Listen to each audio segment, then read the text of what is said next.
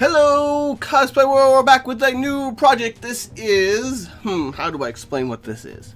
So, this is a costume of a Overwatch spray. Not an actual costume in Overwatch, but just a spray of a costume in Overwatch. So, in the first year, in 2016, I think the first Halloween sprays came out. One of them was a cute little kid running around in a cardboard box Bastion costume. And we're going to be imitating this cardboard box Bastion cosplay. But instead of buying or finding boxes like a normal person and then making it like that costume, like that spray, we are going to custom make boxes to be exactly like the spray because we're crazy people. I'm a crazy person. This is completely 100% a funsy joke cosplay, but as you'll see later, I'm going to be tapping out lines and making perfectly smooth edges and doing exaggeration line work for something that is equivalently a meta of a costume in a game. Okay, but if you're interested in cardboard cosplay, this is a pretty simple and nice one to work with. So once we've got the pieces cut out, as you can see, we're obviously using a box cutter to get those nice clean lines. What I'm doing here with this scraper, or I forget what this is called exactly, and the hammer, is we're running along these lines and tapping them out. This crushes the cardboard underneath and creates the natural lines, allowing us to fold them evenly and smoothly. Now, you'll notice I'm cutting out the smaller details after I've already tapped out the lines. This is because if I'd cut them out beforehand, there's only, I don't know, half an inch of cardboard, it might not fold evenly or it might be warped there. So I want the extra material in the area so that it has a nice tight crisp edge there instead of it not quite folding over evenly. Or these are small details that are important to make it look nice and smooth. So as you can see, there it is.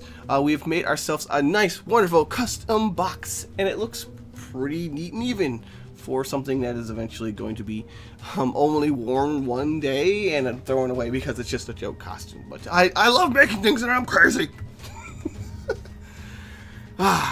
So I was using a hot knife there, but you don't necessarily need to use a hot knife. I just happen to have one on hand. If you have an X-Acto knife, that is exactly, it's going to serve exactly the same purpose. And I simply just didn't have the hot knife on because I feel like a hot knife might burn cardboard. But it's just as good cold as an X-Acto knife, assuming it's sharp. Yay! So the first piece was the character's right arm. This second piece is going to be the left arm, and it's comically oversized. So what we're going to be doing after we actually assemble it and paint it and doing all those things so that it fits on there is putting a bit of Velcro in place so that I don't lose the arm halfway through the convention or get impatient, or it's just generally less of a pain in the butt so I can take pictures. I think I spent most of the convention hanging out with, I think they called it Budget Watch. I guess that's fair. But people just in casual Overwatch cosplays having fun. It was great. And here, once again, we're going to be tapping these lines out for smooth, even creases. So, fun fact, when you ship things out, boxes that are 10 inches in any dimension are cheaper than boxes in 12 inches because there's a price jump at 12 inches. So when I make custom boxes for shipping, I try to do 10 inches so that they're not mistaken for 12 inches.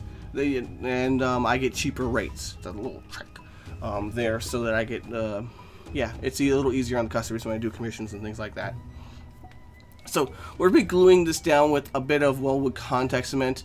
This is mostly because I have time, and Wellwood contact cement will have a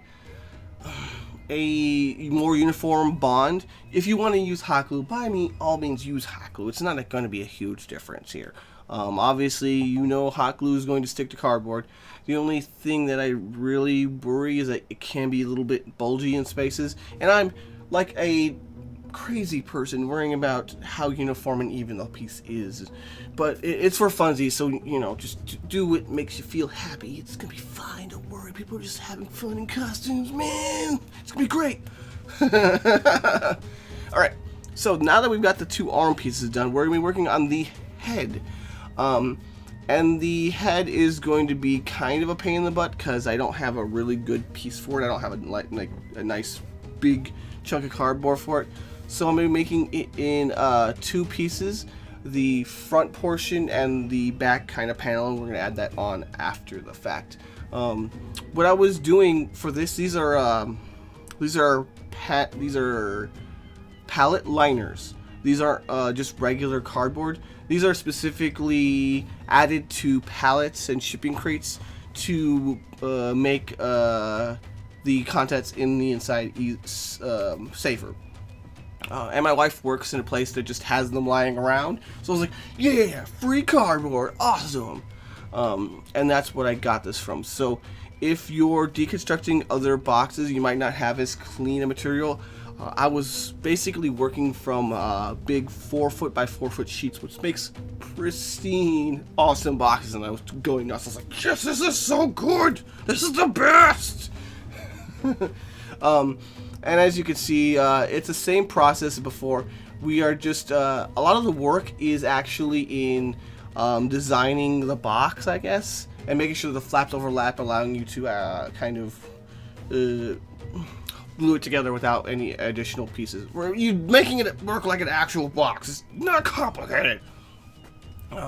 So that one edge is frayed, which is fine. That's going to be our kind of flap that's going to be on the side of the head, and it's in the art. The boxes aren't exactly perfect, so that was just fine with me. And we're going to be gluing that together and setting that aside and doing the back half here. Or wait, yes, no. We're going to do the back half off camera because it's exactly the same. I'm going to show you that. The chest is done exactly in the same way. It's just a big old box. And we're going to be cutting out holes for the arms, basically. You can see this is a much larger piece. And I believe I use the same panel technique where I have around 2-inch flaps overall, which allow us to... The trick here, you want a good chunk of material so that you have enough space for the glue to take hold, but you don't want it so much of it that it can buckle some place weird. If it's going to buckle when you're wearing it, buckle where it would naturally be. Oh well. So we're going to be folding this and gluing down all of the tabs, and we're going to come in later and figure out where we want our armholes, because we don't necessarily know. I don't necessarily know where I want the armholes right away until I actually put it on. I'm going to save that for later. We're going to put that to the side and let that glue. Rah. Okay. The face in the hole is going to be cut out here, and we're going to be putting a bit of fabric on the inside. But we're going to be going into the fabric bits and details in the second part of this video. We're going to be adding the straps. We're going to be painting it up and doing all those fine details in the second part over at finalcosplaycore.com. I hope you check that out. Link is in the description. Spoiler, we're going to use just some regular kind of acrylic paint to finish it up, but there are some cool tricks to kind of stylize it and make it look awesome. I hope you guys check it out. I hope you guys enjoyed. Good times to all. Rah! If you like this, you should check out finalcosplaycore.com. There's lots of pretty cool stuff over there. See you guys next time. Good times to all. Rah!